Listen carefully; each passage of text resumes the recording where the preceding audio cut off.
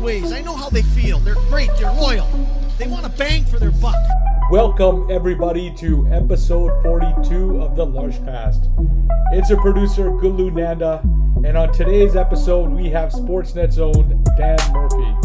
As always, we're going to be discussing your favorite Vancouver-based hockey team, the Canucks. Here are your hosts, Tej and Sat. Hold up. Hold up. Hold up. Hope you're ready for the next episode. Hey. All right. Welcome to episode 42 of the LarschCast.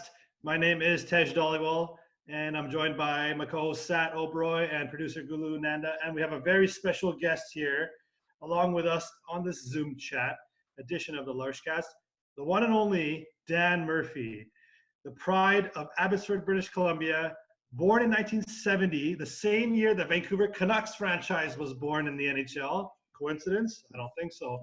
You see him on TV every Canucks game as the host of Sportsnet's Canucks broadcast, once a young man with an absurd amount of hair-to-head ratio, and now a legend in Vancouver. Welcome to the show, Dan Murphy. Hey guys, thanks so much for having me on. Number 42, so I'm like the Kyle Wellwood of guests.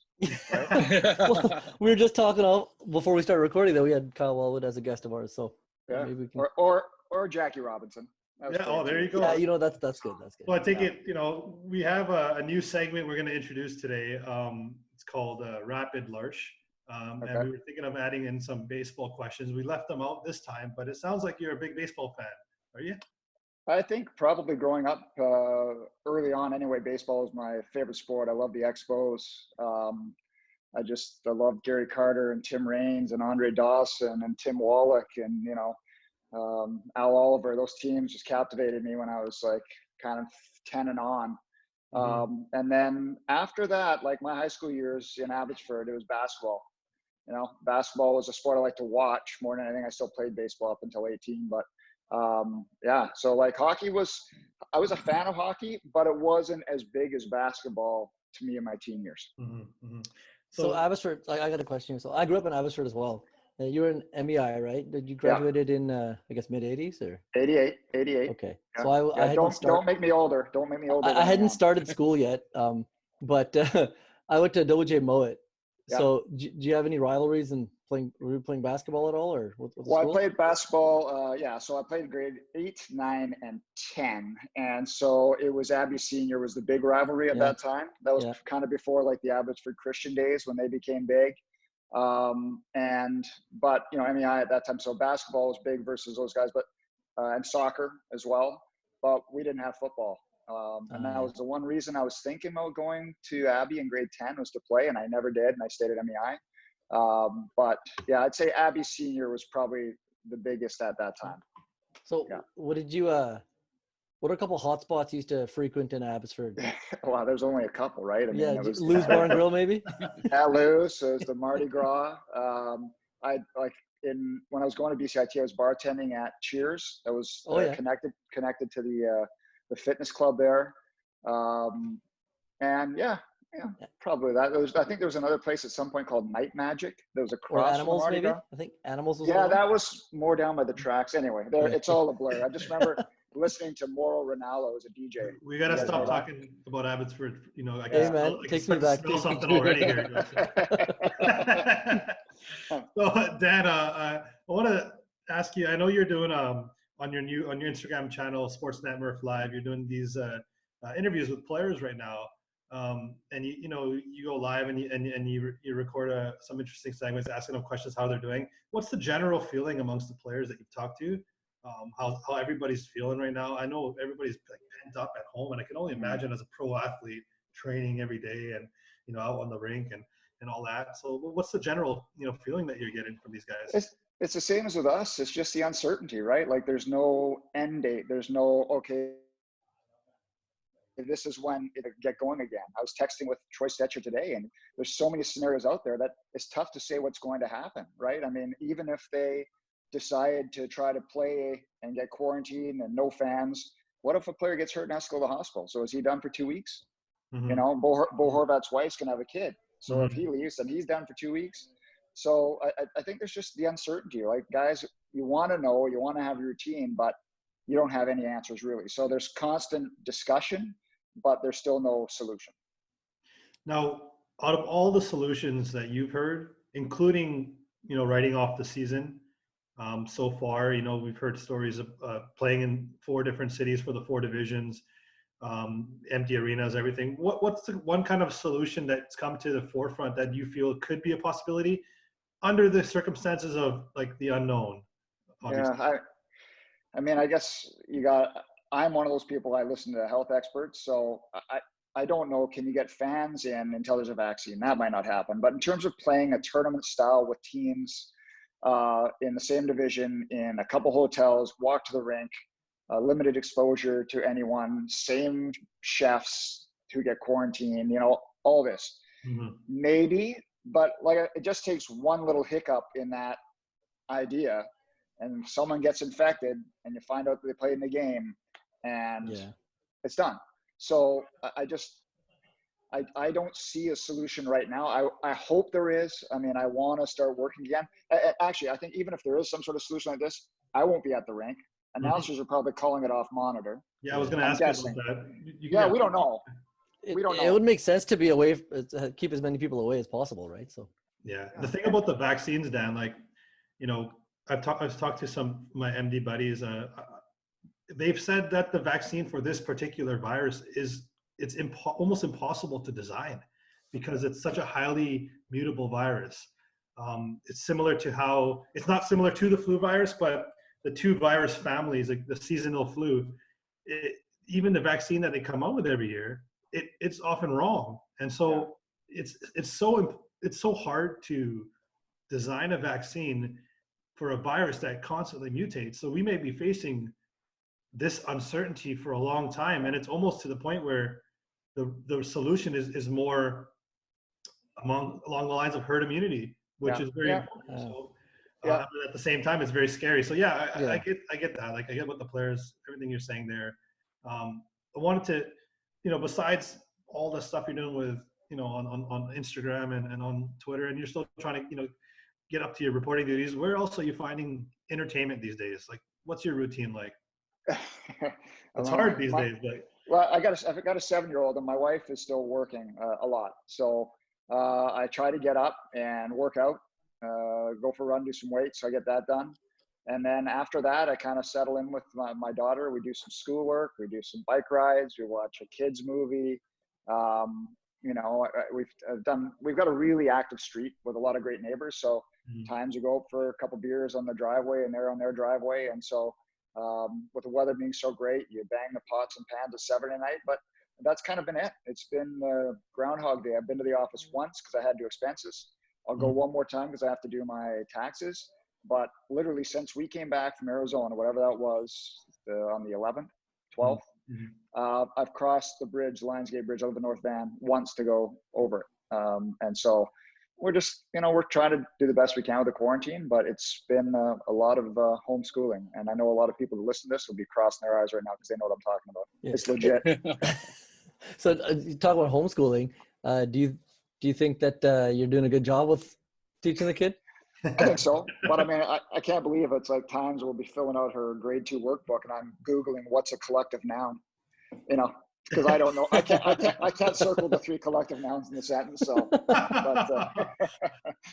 but we're having fun anyway. Like we joke that kids and dogs came up with this because they love having us home full time. So, go ahead, Gulu. Yeah. So, you're homeschooling your child, but you're sort of homeschooling yourself too, trying to get acquainted with the new media, Zoom calls, IG Live. You were discussing earlier how you're not into podcasts it's not on your radar like it is for some people. How do you think that your job is going to change now, given your experience with the new media landscape? Well, I mean, first off, I think as in any business, they're going to realize that digital has to be a big platform for them now, right? And so as soon as this happened, TSN and, of course, us at Sportsnet, you're scrambling to see how you can transition to digital and create as much content that people will consume as possible. So I think that it was trending that way already to digital, but they thought they'd be kind of getting to this in 2024, not like get there in 1 week. Yeah. So I think there'll be more stuff like that. But I also think that even when it gets back to normal, quotes, I mean, teams are offering up these players at home now, but once we're back to regular access and we're getting them at the rink every day, you're not going to be getting these types of things. And I think these things have been great compared to regular media, because otherwise I'm not getting Pedersen to walk around his house to show me some stuff, you know, unless we go to his place. And, you know, I'm not going to see Brock Besser's, you know, lakeside house otherwise, unless I travel there in the summer to do a story. So I think it gives fans some kind of different access, and that's kind of fun. Good way to put it, like a different type of access. Yeah. But what about the state of the sport going forward? Let's say, you know, we're in this situation for a couple of years, and the league, you know, the show must go on because of the billion-dollar industry that it represents.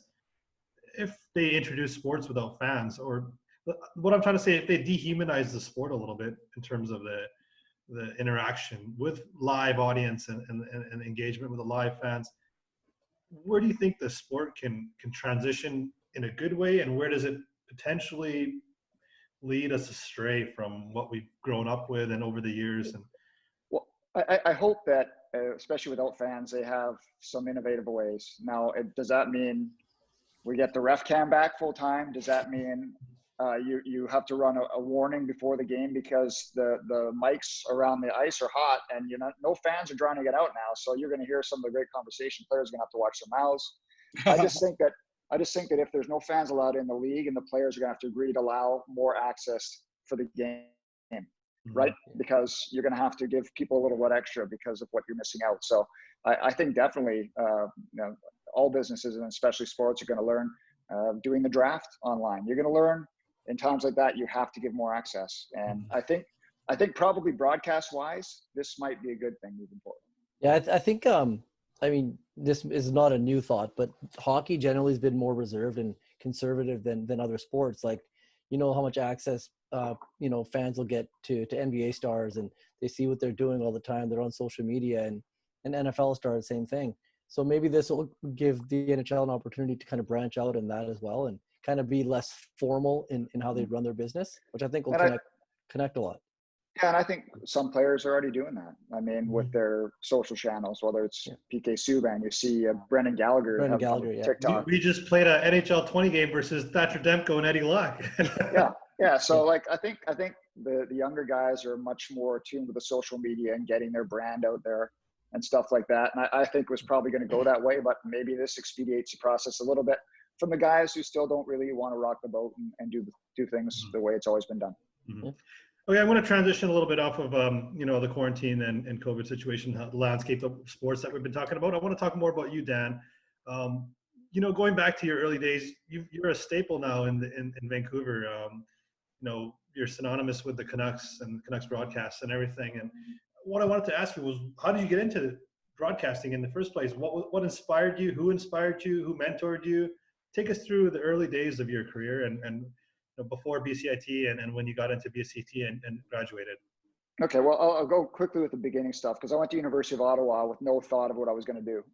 When I got back to Abbotsford, Rogers had a mobile, one of the first sports mobiles, and my friend had a brother that worked there. And so they said, does anybody want to do some sports for fun? And so we started doing Pacific International Junior Hockey, play-by-play. We started doing high school basketball and just kind of got into it that way and liked it. And we even had like a rock video show, if you can believe that. So I kind of got interested into it that way. And I always had loved sports, and I always consumed it, you know, via the paper every morning and TV highlights at night. So that's when I went to BCIT. Out of BCIT, I got a practicum at Sports Page, and that's where things were unbelievable, right? It was the heyday. It was Donnie Taylor and Paul Carson and John Shorthouse and Dave Brandorf, who just left after I got hired. In comes Barry McDonald and Sean McCormick. And I mean, it was just an absolute blast there. But I was always behind the camera. Always. I did a couple reports, but never hosted the show. And I don't know if I was going to get a chance. Maybe I didn't express my desire to do it as well as I should have. So I became a producer of the show. And after that, I got hired at the Golf Channel to produce Golf Central. And right during that process, I got hired at Sportsnet. So that's kind of how I went from 94 to 99, those 5 years. Mm-hmm. So how long have you been at Sportsnet now? I got hired in November of 1999, the same month, I believe, that Quinn Hughes was born. Okay. Well, you brought up Quinn Hughes. So I mean, if the season's canceled right now, right? So is it Hughes over McCarr or is it McCarr over Hughes? Well, I'm going to play the homer on this one because at the start of the season, we had to fill out our bets, and I picked Hughes at that time. So I'm going to stick with my early pick, even though I think McCarr is unbelievable. But which Hughes did you pick? Quinn? Hold on. I picked Quinn. Yeah. I picked Quinn. I picked Quinn, but let's just get something else out there.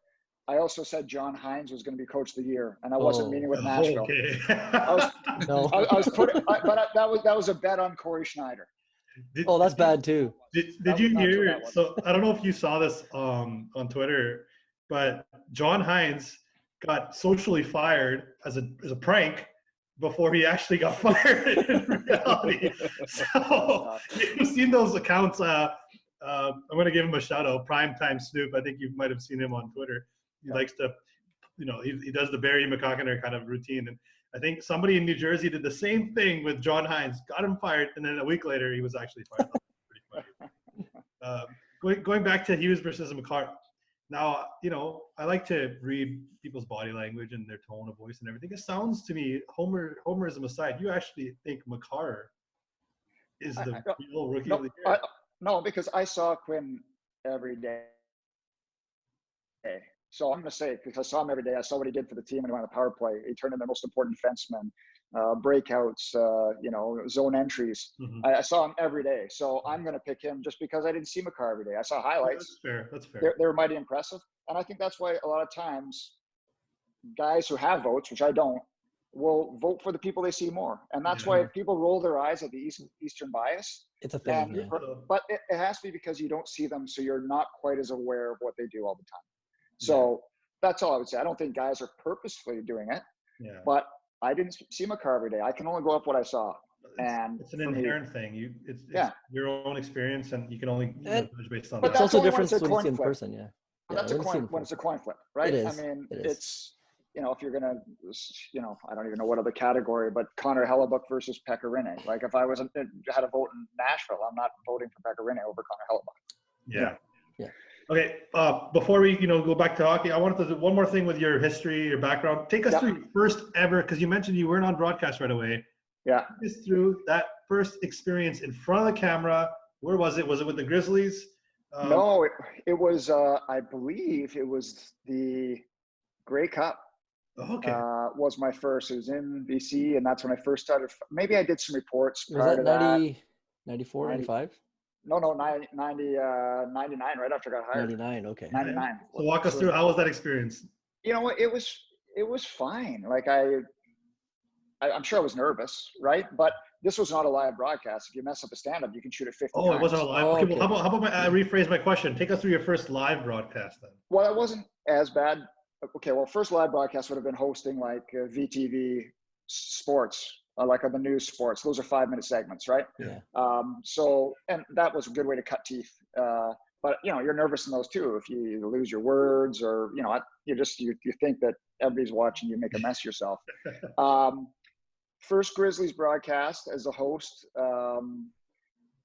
nervous, but again, it was only a 2-minute segment in the intermission. So I think, I don't know what I could say the most nervous I've been.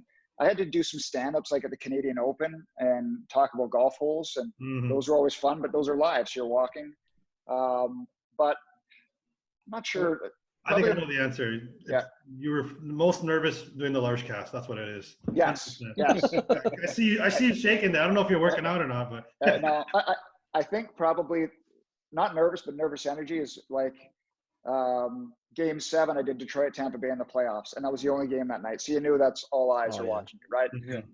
Happened again. I did the Vegas playoffs a couple years ago, and that's where like you're going to have more than 1 million viewers. So if you think about it for a second, then you get kind of that nervous energy. But I still kind of get it to this day, even whatever broadcast it is, you kind of get a little bit.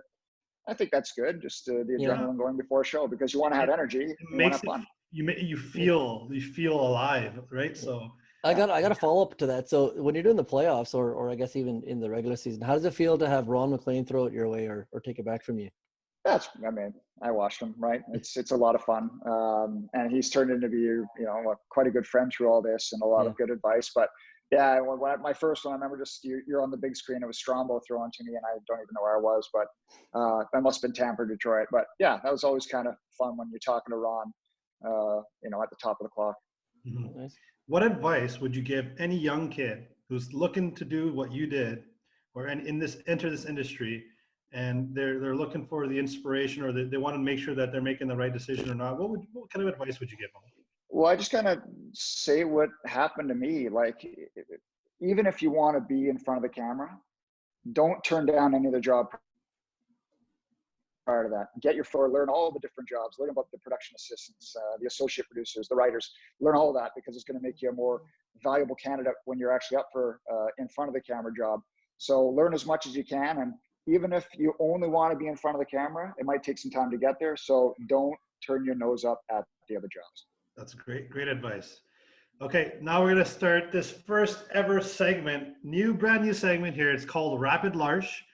Get ready for this, Dan. It's going to be, how many questions we got here? I think we 11. Got 11 So explain what he's got to do. Yeah, right? I'm going to explain it all. So Rapid LARSCH is a new segment for the LarschCast. It's a rapid fire, of course.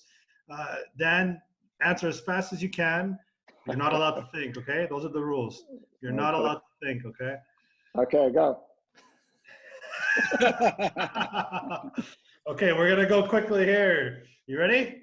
I hope so. Can I pass on any? No. Well, come on. He's gonna pass on the first one. He's gonna pass the first one. You're gonna pass, but listen, that's Dan. Like, we're not trying to throw you under the bus or get you in trouble. These questions aren't that bad. They're okay.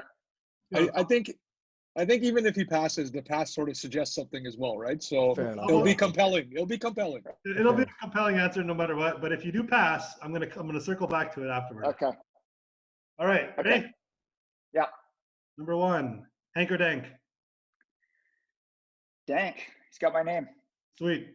Kess or Juice? Kess or Juice? Kess or Juice? Yeah. Juice. That's no contest. Okay. 1994 or 2011? 94, because I was more of a fan. I was 24 years old, and that was right at the height of it for me. Okay. The Save or Dragon Slayer? Dragon Slayer. How many suits do you own? 20. But every time I get one, I give one to a brother-in-law or someone else. So they'll never get more than that. So if one goes in, one has to go out. Okay, that's good. So you need to upgrade your house is what you're saying. Yes, exactly. Bigger closet. All right. Jordan or LeBron? Jordan, but I mean, I'd say Barkley or Dominique. Really? For me. Those are the guys I cheered for. Oh, okay. Okay, that's fair. But yeah, I'll go Jordan. Ketchup or mustard? Mustard. Who's more annoying, Shorty or Cheech? Shorty. Okay, this was a bit of a off question, but Messier or Keenan? Oh, Keenan. Oh my God. Keenan. Good. A round of applause for that answer. Oh yeah. Keenan. They're both bad answers, but that one's a little less bad. All right. Why the faux hawk? I don't know. I've got You're not allowed to think. I got I have no creativity. I did it once, and I haven't really gone away from it. Although it's getting it's no mohawky right now. But yeah, I like to keep it short and try to look younger than I am. Okay, and the last question. Last question is from our new addition to the LarschCast, the Blue Collar Brigade, Jay Douglas. It is beauty or hoser? Hoser. That's good. I like that. I like that too. Yeah. For the first ever time on the LarschCast, Rapid LARSCH with There Dan. you go. Thank you. Thanks for not you, passing. Dan. Those were great answers. Good No passes. Yeah, that was great. No. The Shorthouse cheese thing. I sit beside Shorthouse on a plane, and he can natter. I have to put my head. It's like actually traveling commercial where you put your headset on when you're done talking to someone. Oh, yeah. That happens every time. So you're saying Shorty spends his whole, broadcast, career talking, and then he doesn't stop talking. He likes to natter. Yeah, he likes to natter after games. They're both extremely talented, though. But I've said this before. I think, and I'm with these guys more than my family. I think I've seen John Garrett in a bad mood once in my entire life, and I think that says something about the man. Yeah, it Yeah. does. That says a lot. Was he mad at Shorty? I think he was. You're gonna laugh at this. The one time I saw him honestly mad is we were in Columbus and we went to get a bite to eat after the game at a place called Max and Irma's, and they'd served us a beer and they wouldn't serve us another beer food. And it was a nothing, like we would never get, and that's the only time I saw him get angry for no, and it was for no reason. So something must have happened externally in his life where it manifested there. But honestly, the guy is never, ever not in a good mood. What That's about? awesome. I mean, I know you didn't know him back then, or maybe you heard about it. But what was he like as a goalie? Like when he was playing, was he? I think he was one of those great teammates, a lot of fun. You got to get him on here to tell the stories of the time that he had to get a hot dog when he was sitting on the bench, and then he called him when the goalie got hurt and his hot dog was still in his pads after the game. Don't tell that one. all matched up against his socks. Oh, God. And he puts ketchup on everything? Holy. Yes, but he played for the Minnesota Fighting Saints, and that's where the Hanson brothers came from. Brothers and the one Hanson. So he played slapshot. And if you Google him, in Mario Lemieux's first ever season, his rookie season, he jumped someone. So Garrett jumped him, and Garrett chirped him going off the ice. You'll never amount to anything in this league. Oh, wow. Are you kidding me? Oh, wow. Wow. Ruthless. How? Oh, man. To Mario. Is there a clip of that? I'm saying that, but there's a clip of him jumping Mario. Oh, that's awesome. We gotta take a look at that. We have to get him on the show. Put in a good word for us, Dan. That'd be great to have John on. Okay, one I more will. rapid fire question. Mario or Gretzky? Ooh. Well, Mario. I mean, Gretzky, I hated him because I lived in Vancouver. So Yeah, there's no link to Mario here. Yeah. no. Okay, so before we get to some of the fan questions that we have for you, Dan, Gulu and Sat, anything else you guys want to talk about with Dan now that we got the legend here in our midst? Yeah, how can I take your job? You probably have to take care of Sat first because he'll be the one that takes care of me. Yeah, that's true. The other side. Yeah. Tanya Harding. Take him over the mic. What's the Sportsnet relationship? The broadcast team. What's it like with you guys? You guys have a good group of guys, very diverse. Everybody's very captivating, intelligent. What's the dynamic like for you? What do you mean, just in our broadcast? Yeah, just with the broadcast team. Behind the scenes, just the family that you have there. Yeah, it's great. Producer for the most part has been Greg Shannon. For quite a while now, and he was producing games back for BCTV back in the day. He's got all the tape. I think Shorty is a real excellent down the line call. He knows whose fans he's broadcasting to, but he's not a homer call at all. Mm-hmm. And Cheech is a little bit on the other side. Where he's gonna draw the line in the ice if there's. So I think they make a great pair that way with because Shorty can be funny, but he's a little more serious during broadcast. So I think. And off the ice, it's great. We like I said, I'm on the road 120 plus days a year. There might be once every couple road trips where a guy stay in the hotel room for a night, but we go for beers and dinner every night. Every night we're on the road, every single one. Meet for beers in the lobby, go for dinner, maybe have one more in the lobby. So it's fantastic. And it never gets old, huh? Never does. I mean, it's a lot of fun. I mean, sometimes going to Buffalo and Detroit get old. But sometimes obviously being away from your family for a long stretch of time, that can get old. But the job and traveling with those guys never gets old. Mm-hmm. So I guess you're probably taking time to enjoy your time with your family now, right? Because you probably won't get this back again if you continue in the same role, right? I'm like more night with my daughter. So it's that part has been, really, really great because she was 1 year old. I might feel different about it. Not sleeping at all. But that's been a real positive. I think probably for a lot of guys with families. Yeah, no, I'm the same. Like I have a 1-year-old daughter, Dan, and not at work as much, so I get to, I'm still an essential service, but I'm only going for 2 hours a day here and there, and I get to spend a lot more time like just watching her grow. things But that that said, when this is over, I'm going to the rink right away. Of course. I think as soon as they announce the quarantine is over, we're going to have a Rogers Arena party, I think. No question. Yeah. Well, talk about the Canucks this season. Just a few more things before we get to a few questions from the fans, and then we're done. What were your thoughts on this team that we had this year? I don't know what's going to happen with the season. We don't know if it's going to pick up where it left off, but the momentum and everything that happened up until the quarantine is gone now. So anything that starts anew with that, it's a completely different animal for me. But what was the feeling like for you watching this team?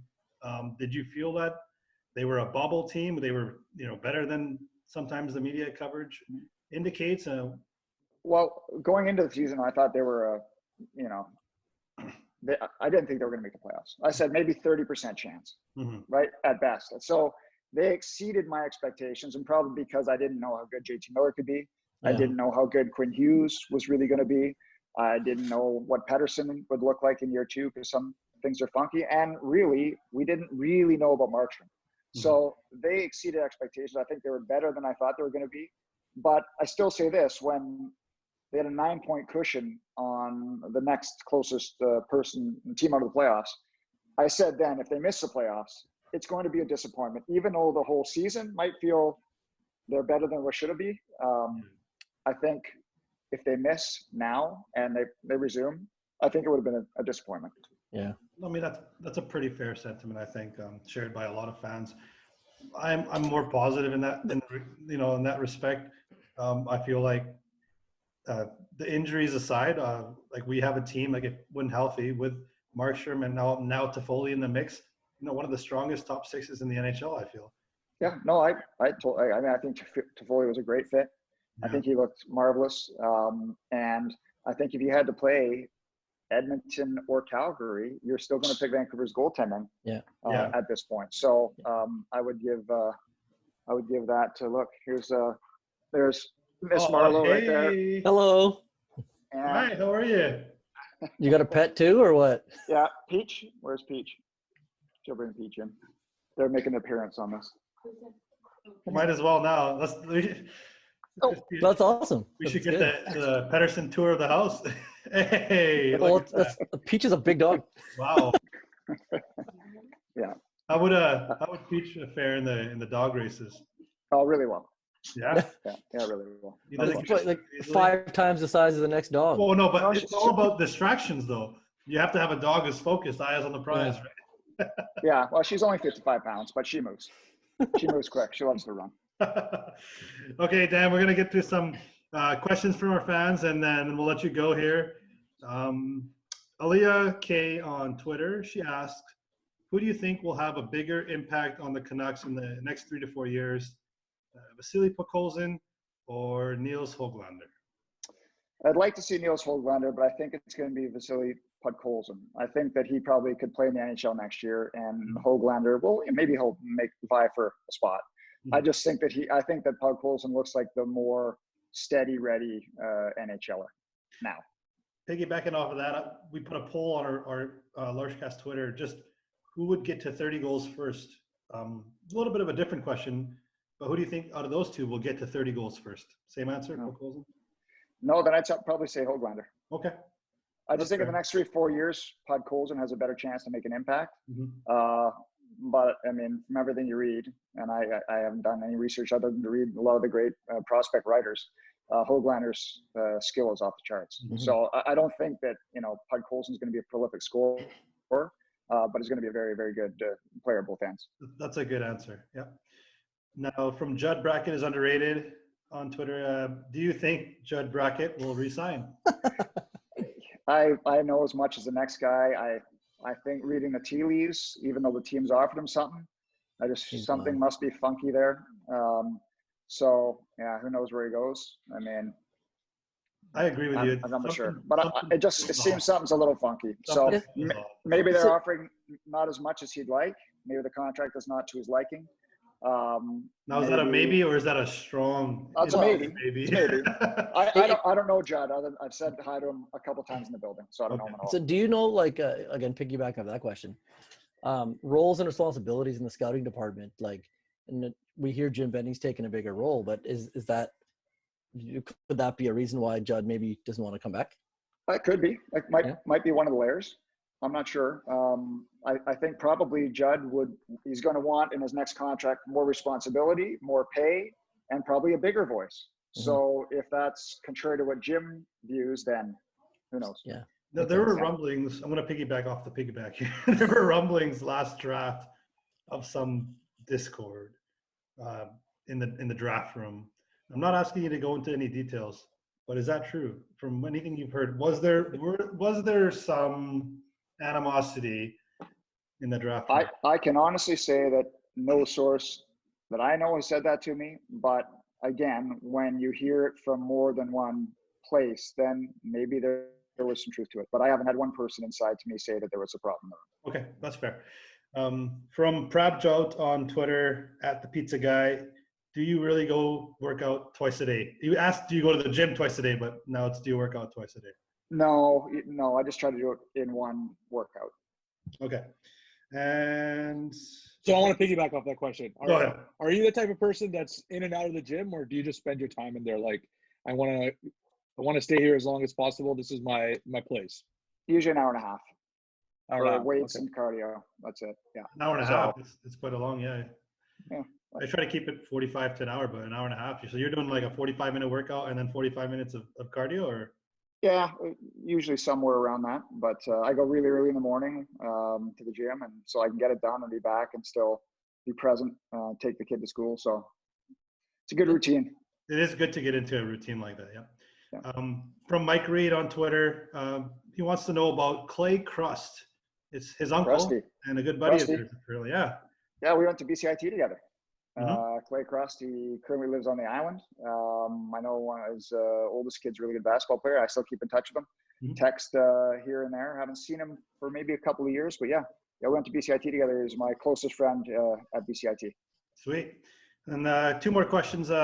This one's from @HockeyRockBeer, Viking Stat on Twitter. Does Murph miss walking around outside at Swangard Stadium with a drink in hand while the Whitecaps played? Sure, of course I do. No, they had that fun zone there, kind of in the end. That was the Carlsbad section. I can't remember, but yeah, I went to a few of those games. Nice night at Swangard, having some beers, watching some footy. Of course. Pretty much anything outdoors right now, we all miss. Exactly. Oh, actually, there's a couple late submissions on Instagram. Andrew Walker asked a question. Oh my God. He asked two questions. Wait, I know this is from. I won't even say where it's from. He goes, "Who do you think you are?" And then he asks, "What gives you the right?" Do you know where that's from? That's got to be. I don't know what movie that is from. That's from The Office. Michael Scott asked, he was doing a like something with Toby. You know, Yeah. So he was gonna get ready to ream him out, and then Holly had to step in as HR and sit in the interview. So he had to rephrase his questions in a polite way, and so his questions were like, "Who do you think you are? Like, what gives you the right?" Like, you know where he was going with those, right? But okay, the last question we're gonna ask you is from Harmal Chima on Instagram, and it's a good question. Well, it's a good way to end the segment here. Who is your favorite player? Who has been your favorite player to interview? I think Bieksa. I mean, just because he was always willing to have fun, always willing to make fun of himself and me, have an interaction that was more than just mundane. Mm-hmm. So I think probably him. You know, Shane O'Brien was great. Troy Stretcher is great from this new group. He's just no cliches at all. Very thoughtful. But yeah, there's been. I mean, BX is at the top of the list. Strudwick used to be funny. There's been some real good talkers. But yeah, BX without question. You and Juice, you guys were like good buddies from the get-go, right? Like from the early days. We kind of started at the same time, right? I started a little bit earlier than him, and you know, he was. I'm older than him, but just you know, when he came to the city, we knew a couple people that were the same, and hung out a little bit before we ended up getting married and having kids. So yeah, we were. That's one of those where you know you always say you're friendly but not friends with the players. But that's one who became a friend over time. Nice. Sure. Yeah. Have you been on his podcast, or do you have any plans to go on his podcast? Well, the funny thing is that Kevin and I were going to do one, and we couldn't figure out how it was going to work within the structure of Sportsnet. Oh. So that's when Kess jumped in. Oh, so you and Juice were going to do your own podcast. Yeah, we had been working on it, and it didn't quite work out. So that's where he ended up going with Kess. So Kess was the second choice. Yeah, that's what I was gonna say. Kess the second fiddle to Dan Murphy. That's, you know what? That's music to my ears. I love Kess, but I might have to throw out a tweet on that regard. Well, don't worry. On this podcast, he'd probably be like 10th or 15th fiddle. So no. That's true. I'm 42. Dan, thank you for joining us. We really appreciate you doing this with us. It's unfortunate that we didn't get you to come down in studio and, you know, have a beer with you. But, you know, you're here with us now. And when all the dust settles with this situation, hopefully we can get you to come back and join us in studio. I think we'd be having a good time there. And, you know, I just want to make sure that everybody listening knows that you can follow the LarschCast on Instagram, on Twitter. We're on TikTok now too. Dan, the apps just keep getting crazier and crazier. Have you heard about TikTok? I'm sure you've seen. I have. Yeah, I've heard about it. I haven't downloaded it, but I've seen. Give it a shot. Yeah, it's entertainment. You know, if you want to pass the time. But that being said, we're out of time here. Dan, the last thing I want to say is any advice for us? We're new on the scene. I don't know if you've heard of us before. You know, after Rob, our friend, mutual friend, made the introduction. Any advice that you can give us and words of encouragement and wisdom going forward here? I would always say, and this is something I've always tried to live by, have fun with what you're doing, right? Sports are supposed to be fun. Like, don't get too crazy with it. You know, people want to have a good time. I think if they're serious subjects, do it, but keep your same voice. Don't change it and have fun. Thank you. Thank you very much, Dan. Thank you. All the best. Stay safe, you Cheers. and your family. Peace. Bye. Take care. Take care. Peace.